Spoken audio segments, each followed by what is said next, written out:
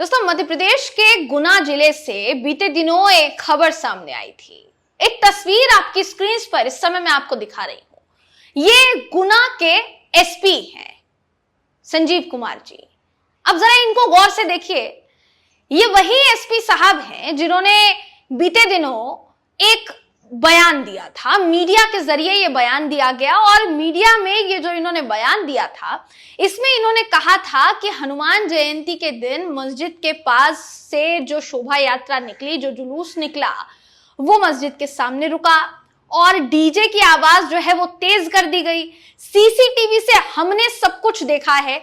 साफ साफ क्लियर है कि इस शोभा यात्रा की जिस रूट से निकाली गई उसकी परमिशन नहीं थी।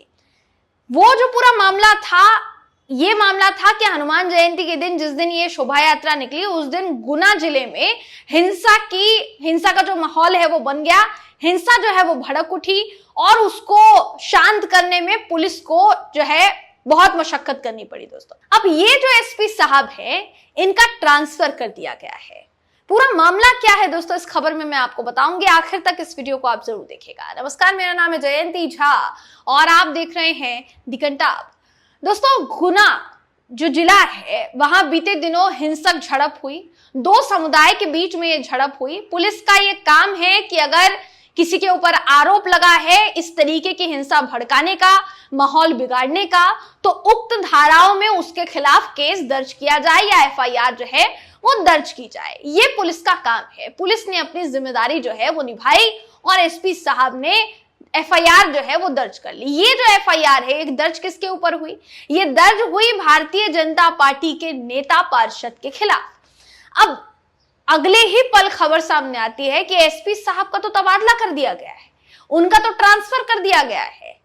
ये संयोग है या कुछ और, लेकिन ये ट्रांसफर उस समय हुआ जब उन्होंने बीजेपी नेता के खिलाफ एफआईआर दर्ज की। इसलिए इसको उससे जोड़कर देखा जा रहा है। पूरा मामला क्या है बताते हैं आपको। आपकी स्क्रीन पर इस समय वो खबर आपको देखिए मैं दिखा रही हूं, जिसके मुताबिक खबर है दोस्तों कि मध्य प्रदेश के गुना में कुछ दिन पहले हनुमान जयंती के जुलूस के दौरान पथराव और हिंसा की घटना हुई थी। उसके बाद भी कई तस्वीरें सामने आई जिसमें सीसीटीवी फुटेज में दिखाई दे रहा था कि कुछ लोग जो हैं वो मुस्लिम कॉलोनियों में घुसे और उनके हाथ में डंडे थे, उनके हाथ में हथियार थे, जिससे वो लोगों को डराने धमकाने की कोशिश करते हुए नजर आ रहे थे।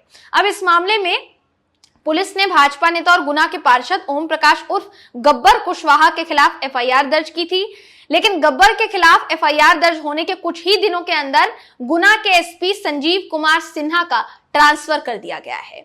खबर है कि सिन्हा को भोपाल में पुलिस हेडक्वार्टर से अटैच कर दिया गया है। दोस्तों, अब जैसा मैंने शुरुआत में कहा कि इसको आप संयोग कहेंगे या फिर प्रयोग कहेंगे या कुछ और कहेंगे, लेकिन सोचने वाली बात है ना कि कोई पुलिस अधिकारी संविधान के धाराओं को याद करते हुए, संविधान को सबसे प्रायोरिटी देते हुए, किसी भी कानून का उल्लंघन ना हो इसको प्रायोरिटी देते हुए किसी आरोपी के खिलाफ एफआईआर दर्ज करते हैं और अगले ही पल उनका ट्रांसफर करा दिया जाता है। इसको क्या कहा जाएगा, जरा आप ही बता दीजिए दोस्तों। हम तो आपसे भी पूछना चाहते हैं, कमेंट के जरिए बताइएगा। देखिए, अगर इस पूरे मामले की बात की जाए तो पत्थरबाजी और हिंसा की घटना तब हुई जब हनुमान जयंती का जुलूस कर्नलगंज इलाके में मस्जिद के पास से गुजर रहा था। पुलिस ने कहा कि जैसे ही ये जुलूस निकला, इस दौरान दो समुदायों के बीच में झड़प हुई। पहले तो नारेबाजी होती है और फिर पथराव जो है वो शुरू हो जाता है। आरोप ये भी लगा कि मस्जिद के ऊपर से पथराव जो है वो किया गया था, मस्जिद के ऊपर से पत्थर फेंके गए, ये भी आरोप लगा। अब पुलिस महकमे की ओर से जो आदेश जारी किया गया उसमें कहा गया कि इंदौर के शहरी पुलिस उपायुक्त अंकित सोनी अब गुना के नए एसपी होंगे। वो 2017 बैच के आईपीएस अफसर हैं। गुना के एसपी के ट्रांसफर को लेकर पुलिस का ये कहना है कि ये रूटीन ट्रांसफर है और इसका किसी घटना से कोई लेना देना नहीं है। अक्सर ऐसा देखा जाता है दोस्तों कि ऐसे मामले सामने आने के बाद ट्रांसफर होता है किसी एसपी का और उसके बाद उसको रूटीन ट्रांसफर का नाम दे दिया जाता है। ये बात तो आपकी जानकारी में होगी ही कि मध्य प्रदेश में किसकी सरकार है, कौन सी पार्टी की सरकार है। भारतीय जनता पार्टी की सरकार है दोस्तों। और सवाल इसीलिए पूछा जा रहा है कि भारतीय जनता पार्टी की सरकार है, कार्यवाही जो है होती है, एसपी साहब खुलकर कहते हैं कि एसडीएम से हमने बात की और साफ साफ दिख रहा है, मैंने खुद सीसीटीवी फुटेज देखा है जिसमें ये दिखाई दे रहा है कि क्या हुआ है और क्या नहीं हुआ है। तो एसपी साहब ये सारी चीजें कहते हैं और उसके बाद उनका ट्रांसफर कर दिया जाता है। फिर कहा जाता है पुलिस महकमे की ओर से कि भाई ये तो रूटीन ट्रांसफर था। लेकिन भारतीय जनता पार्टी की पार्षद अगर वो नहीं होते जिनके ऊपर एफआईआर हुई, तो क्या वाकई फिर भी एसपी साहब का ट्रांसफर होता?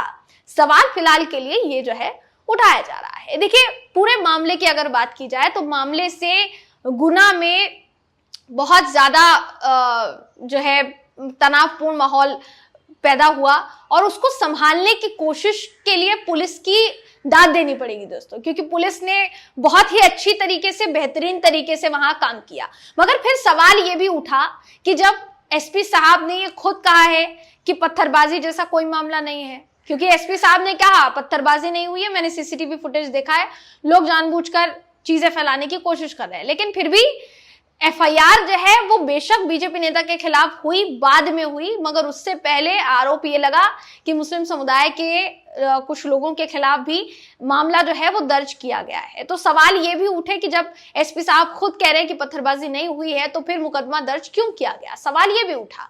मगर फिर जब बीजेपी पार्षद के खिलाफ एफआईआर दर्ज होती है तो ये खबर अचानक से आना कि ट्रांसफर हो गया एसपी साहब का, ये अभी तक हैरान कर रहा है दोस्तों। और आगे भी जब जब कोई खबर इतिहास में इसको सुनेगा तो उसको हैरानी ही होगी कि ऐसा क्यों हुआ होगा। कोई तो कारण होगा इसके पीछे, क्योंकि पहले जिस समय ट्रांसफर होता है ना, या जिस समय ऐसे एक्शन लिए जाते हैं, उस समय पूरी सच्चाई निकलकर बाहर नहीं आती। बाद में जाकर जब सच्चाई निकलकर बाहर आती है तो पैरों तले जमीन खिसक जाती है। इस मामले में ऐसा होगा कि नहीं होगा, ये देखने वाली बात होगी। लेकिन फिलहाल अगर इस पूरे मामले की बात की जाए तो एसपी सिन्हा का ट्रांसफर इसलिए भी चौंकाने वाला है क्योंकि उन्होंने बयान में बहुत कुछ कहा था। उन्होंने ये भी कहा था कि इस जुलूस को निकलने की, उस रूट से निकलने की अनुमति नहीं थी।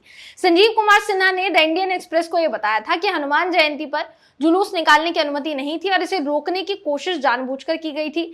इसमें जितने भी शामिल लोग थे मस्जिद के सामने वो रुके और उन्होंने तेज आवाज में डीजे बजाया, एक समुदाय को निशाना बनाते हुए भड़काऊ नारे लगाए।